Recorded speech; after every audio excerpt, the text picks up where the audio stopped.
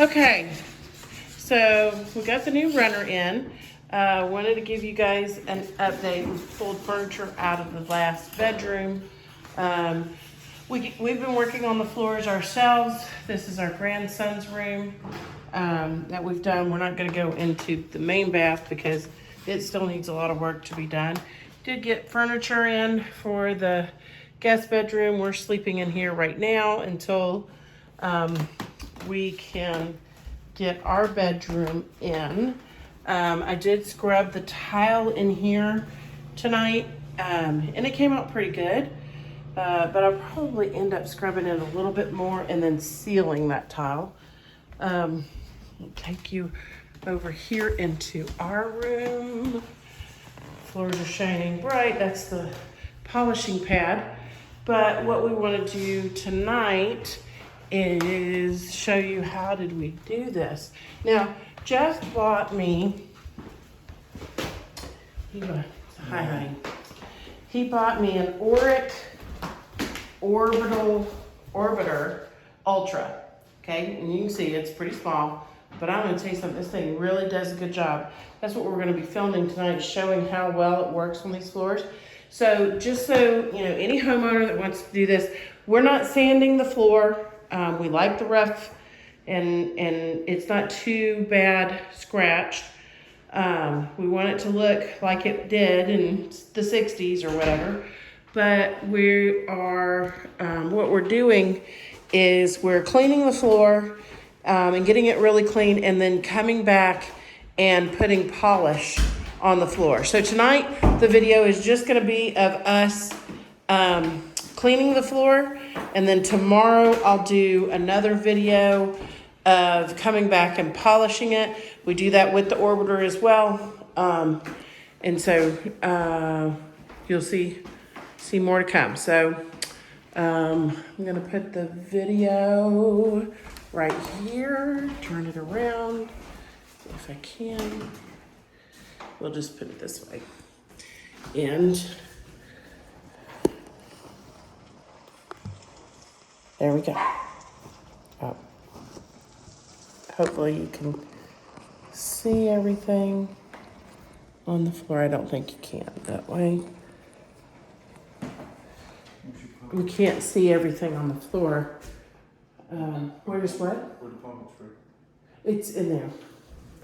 So we're gonna try you in a closet instead and see how that works.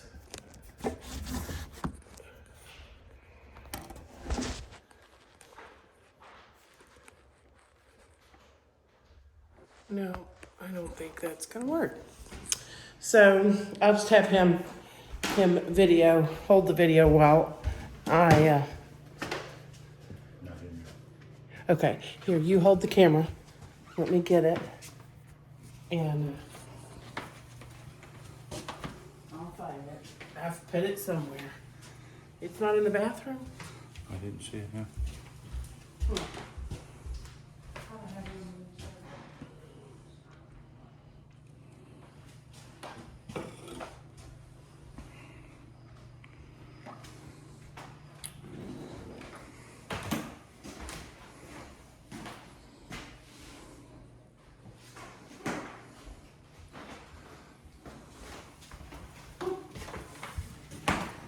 Oh, it's on the hearth.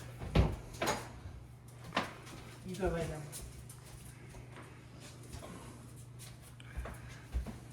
Our dogs have been bad and already well, I'm sorry. I'm not gonna say our dogs, just one dog. And of course we can see who it is.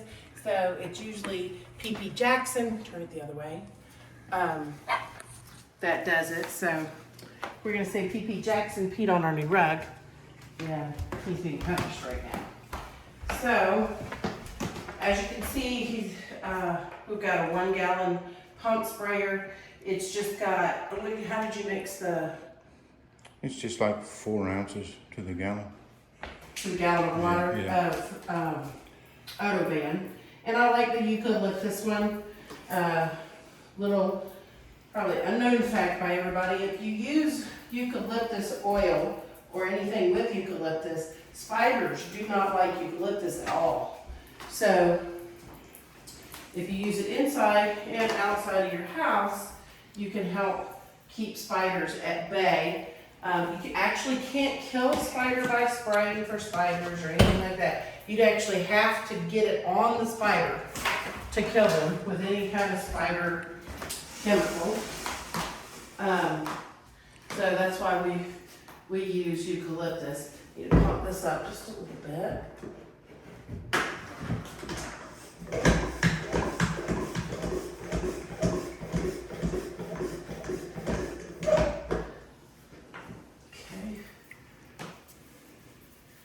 And I'm just saturating the floor enough to be able to scrub. I'm not, don't start yelling at me about soaking the woods. As you can see, this wood is really, really dry.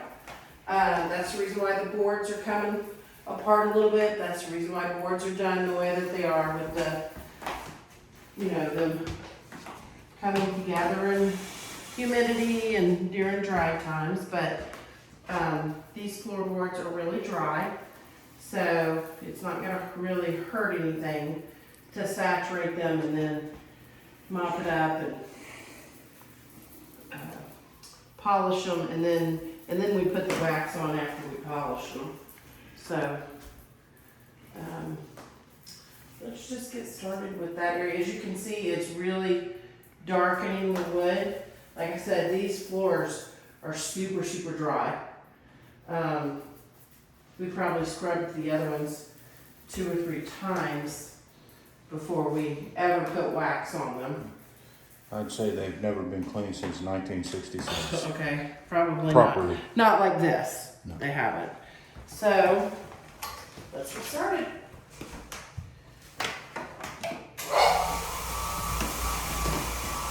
And as you can see, I got it with one hand. I'm not a physical person. Been behind a desk for 30 years. And I can work it.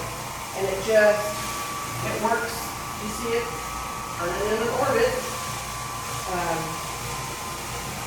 And if I have a really tough thing, like right there, I've got some paint that's still on the floor. And if it's newer paint, it will typically, if you just leave it there for a second or two, it will typically come up. If it's a stain, it will come up. Some of the other stuff you'll have to scrape up yourself. So a lot of that paint right there we started scraping the paint, but it's better to just get what you can at first, we found, and then come back and scrape the paint again. Because you're gonna mop it a couple of times. And this will be a little bit of a process, but seriously, it's not that much of a process, not that much of a time. The vent right there that we're hitting is the original heat vents that were put in the house. And we found, we have a box of stuff, a box of receipts and everything where they built the house. And we found where they had the option to put in this heat or put in, when it was a 5-ton. Yeah, same thing we put in. Central heat and air. And because it was so much more expensive up front, but it was essentially the same cost per month, they went with this. And back in the 60s, this was a common practice for heat. But that's just Jeff recycling.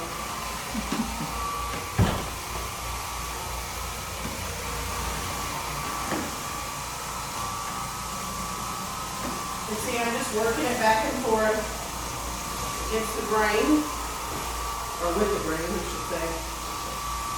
And you can see, like, let me get out of the shadow. You can already see where it's making that floor lighter, getting the dirt and stuff up off the floor.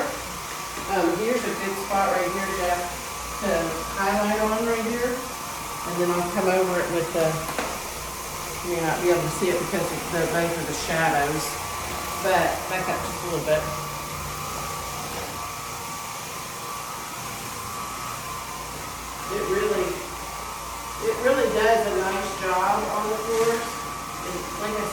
They have different heads that you can purchase, whether it's scrub brushes or the, what do they call those other ones, Jeff? Pads. Yeah, the pads. And they have them for different surfaces. They have them for different levels of whatever you're trying to clean.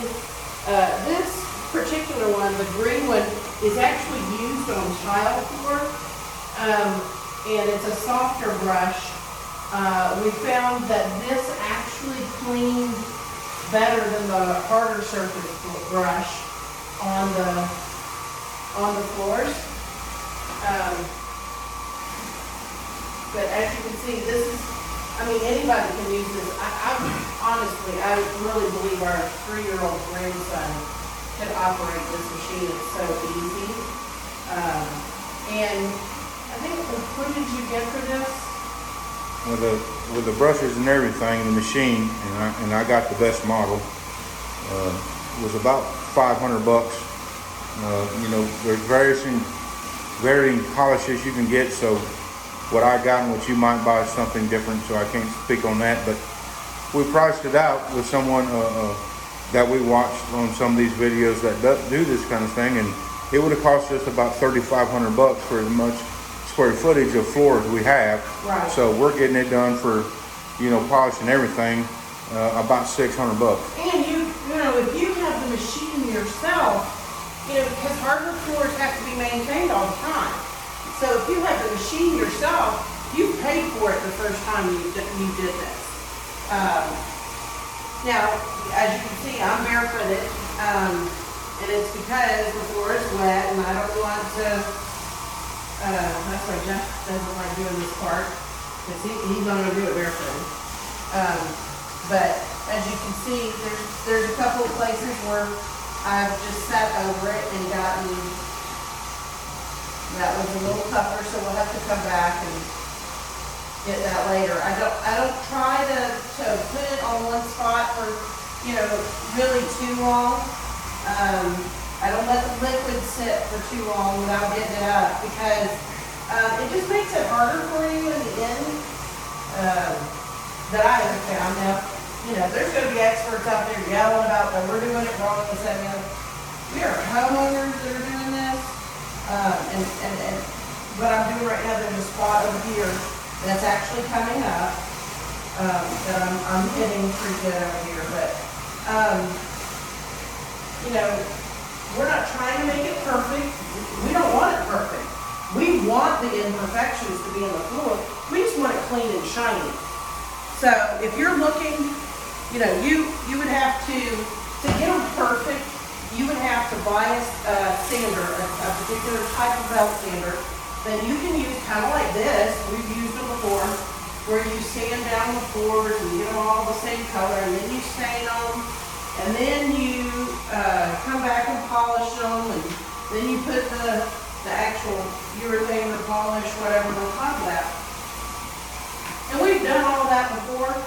That's not what we were looking for in this. We just wanted to clean the floors and be able to put the polish on there and be done with it, because, like I said, we like the imperfections, like the nail holes from them getting dark over the years from where the carpet was at. That's just a simple imperfection that we kind of like. So it's, whatever your taste is, don't. And a lot of those will be covered up with a shoe mold that's not down yet. Exactly. So, once we get done with all this, we're going to put a shoe mold down. But you can see the dirt in that water right there. How much dirt is coming up off that floor. But that's what I was saying earlier. You don't want to really let it sit for too long, because then it gets kind of hazy and it's hard to get up. So we'll come back with a shop vac and suck this up, and then mop it with just hot water, and then come back and scrub the rest of it. So we'll get this done, and then scrub everything. And once we're ready to start polishing, we'll come back with another video. But thanks for listening. I just wanted to show you how easy this was. And don't forget to hit the subscribe button and hit the like button. And there's a little bell right there that'll tell you when we've got new videos. So have a good night.